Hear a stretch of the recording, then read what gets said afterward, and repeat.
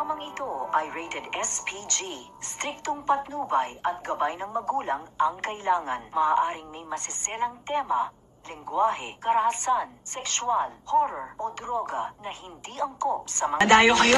Saan ka pupunta? Magandang araw po sa lahat. Ito pong pinakabangan na episode ng APG, ang Batang Quiapo. Magang nakapagsamba si Tess, Noy at Tinting.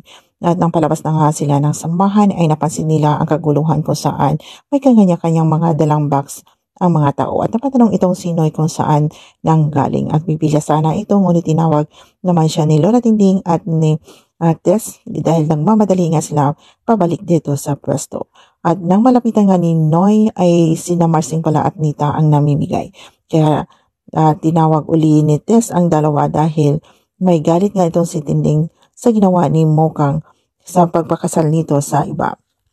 At napansin naman ni Mokang itong sina Tinting kaya nilapitan niya ito at dito na nga sinumbatahan ni Tinting itong si Mokang dahil nakuha pa itong magpakasal sa iba habang naman si Tanggol ay nagdudusa sa loob ng kulungan at hindi daw pinahalagahan nito ang sakripisyo na ginawa ni Tanggol.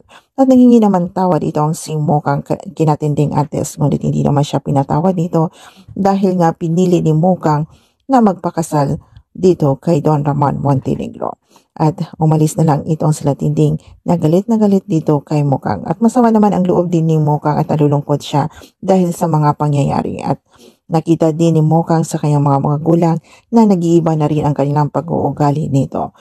Samantala maaga naman natapos ang pamimigay ng mga ayuda dito ni Marsing at Nita. At uwi na sana itong si Mokang ay nabastos siya ng mga tao at dito nga siya hinahabol at hinahawakan ng mga kalalakihan at napasigaw nga siya nito ng tulong at sa pangalan pa ni Tanggol.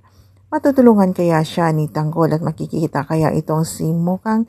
Kaya abangan po natin ang susunod na kabanata dito sa APG, ang Batang Quiapo. If you like this story, please subscribe, like, and share at build na din po ang notification para sa sunod na aking mga upload ay manotify po kayo. Maraming salamat at God bless po.